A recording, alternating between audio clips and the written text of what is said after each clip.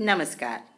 मैं डॉक्टर सुषमा मेहता प्रस्तुत हूँ लेकर इस कालजयी कहानियों की धारावाहिक श्रृंखला में लेकर अपनी ही लिखी कहानी पहले मुर्गी या अंडा का 19वां भाग।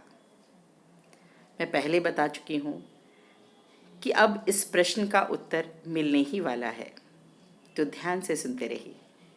सुनिए। शायद क्योंकि आत्मा पर कभी बोझ नहीं रहा और रात को सोते समय स्लीपिंग पिल्स नहीं लेनी पड़ी कहकर वे हंस दिए। सुकुमार के चेहरे पर भी मुस्कान तैर गई। माहौल खुशनुमा था।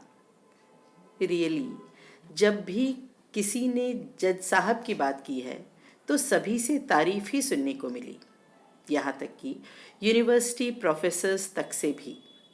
लॉ फैकल्टी में तो उनके स्पेशल लेक्चर्स होते थे।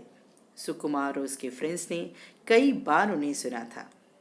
सुकुमार ने फिर पूछा, अंकल, बीइंग अ जज, इस सारे इंसिडेंट को आप कैसे लेते हैं? जज साहब ने तुरंत जवाब नहीं दिया। वे कुछ सोच में पड़ गए।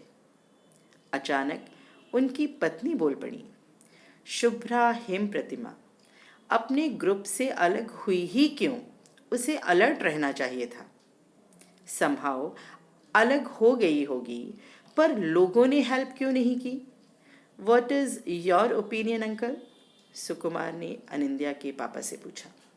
उन्होंने कहा, आजकल सब सेल्फ सेंटर्ड हो गए हैं। दूसरे की परेशानी से किसी को कोई मतलब नहीं। इन माय ओपिनियन आजकल का माहौल ऐसा है कि आप किसी पर भी ट्रस्ट नहीं कर सकते, आइदर मेल और फीमेल। पुरु बहुत प्रैक्टिकल था। यूएस से लौटा था ना।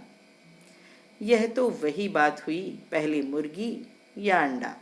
जज अंकल, जो इतनी देर से चुप बैठे थे, अचानक बोले, कोई कहता है कि यदि समाज का माहौल ठीक होगा तो लोग एक दूसरे की हेल्प करेंगे, तो दूसरा कहता है लोग हेल्पफुल होंगे तो समाज का माहौल बदलेगा।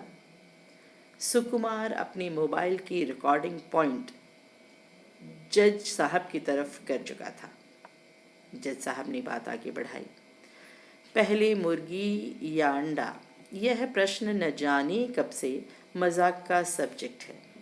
इस क्वेश्चन का आंसर कोई नहीं देता, तो इस क्वेश्चन का आंसर किसी के पास नहीं, आपके पास भी नहीं?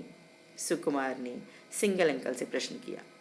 सुकुमार और उसके फ्रेंड्स जज अंकल के लेक्चर सुन चुके थे और उनके इंटेलेक्ट से बेहद इम्प्रेस भी थे। जज साहब ने कहा, है क्यों नहीं, ज़रूर है इसका जवाब, और इसका जवाब तो हमारे वेद पुराणों में ही दे दिया गया है। सिर्फ उसे समझने की सामर्थ्य होनी चाहिए। कैसे? सुकुमार उत्सुक था। उसे लग रहा था कि आज इस पहेली का आंसर मिलने ही वाला है। अन्य सब भी जज साहब को बड़े ध्यान से सुनने लगे। जज साहब कहने लगे, वैदिक लिटरेचर में कहा गया है कि ईश्वर के मन में विचार आया, एको हम बहुश्याम, यानी मैं एक हूँ, बहुत हो जाऊँ, और फिर यह सृष्टि बनी। यानी पहले ईश्वर के मन में विचार आया और फिर इस संसार की रचना हुई। अगर मैं सिंपल वर्ड्स में कहूँ तो पहले कोई थॉट मन में शेप लेता है, then it will come in gross level. Have you heard about Brahma के मानस पुत्र? उन्होंने सुकुमार से पूछा। नो, मेरी नॉलेज इस बारे में कुछ कम है, सुकुमार ने झिझकते हुए कहा। जज साहब बोले, पुराणों में ब्रह्मा के मानस पुत्र और पुत्री की बात कही गई है। मानस मतलब मन से पैदा हुए। नारद और माँ सरस्वती ब्रह्मा जी की मानस संतान है। Did you know about the birth of Lord Ganesh?